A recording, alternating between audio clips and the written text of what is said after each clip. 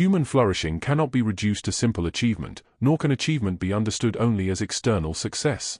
There is a risk of getting lost in norma-generated ambition and achievement hierarchies while remaining fragmented, distressed, and dissatisfied inside, which is evidently a trap that many people still fall into.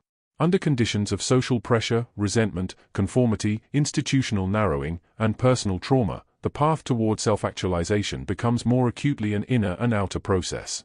The person must navigate the world but also metabolize the psychic effects of moving through a world that often suppresses divergence, mocks excellence, and conditions people to lower their aim, even belittling those who refuse to do so.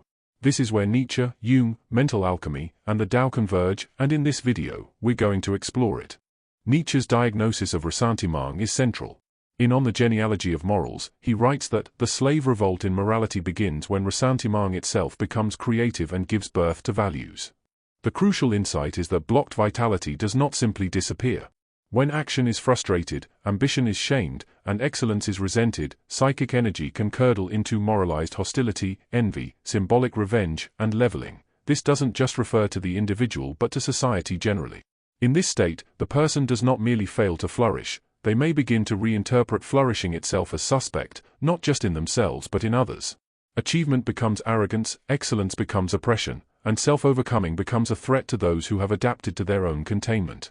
Nietzsche's counter-movement is self-overcoming.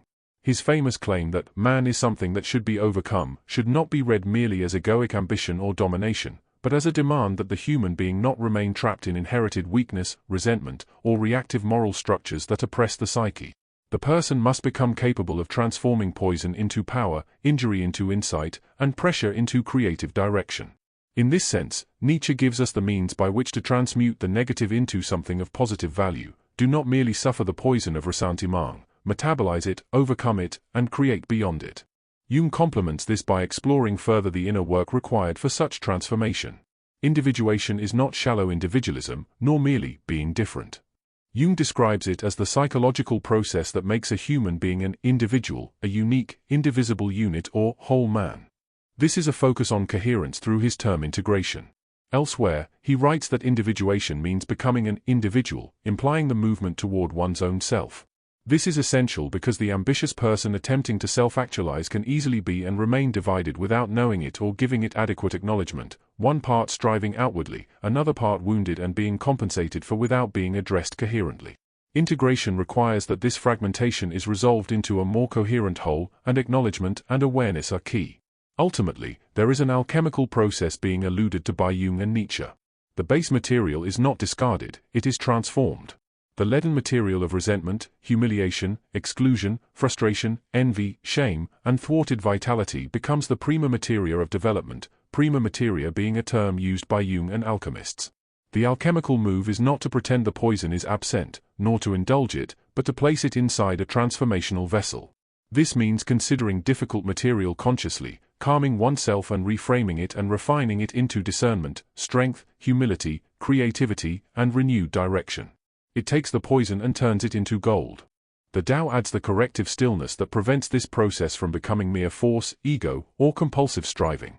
Chapter 16 of the Tao Te Ching speaks of returning to the root. Returning to the root is tranquility. This matters because self-actualization cannot be driven only by tension. Nietzsche provides the psychological impetus to overcome. The Tao provides the returning movement, the quieting, the emptying, the recovery of rootedness before engaging in further action in the inner and outer worlds. Without this return, achievement-seeking risks becoming frantic, brittle, or reactive. With it, action can emerge from stillness rather than resentment, frustration, or impatience. And in that stillness the power of the poison is released, which invariably aids new perspectives and integration.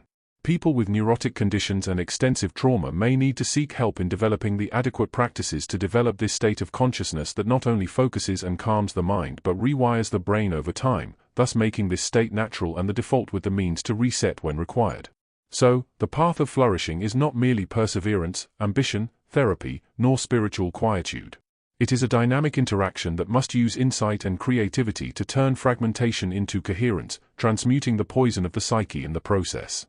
The person must learn to recognize the forces that degrade vitality into ressentiment, while also refusing to let those forces define the shape of the psyche, thus undermining our potential.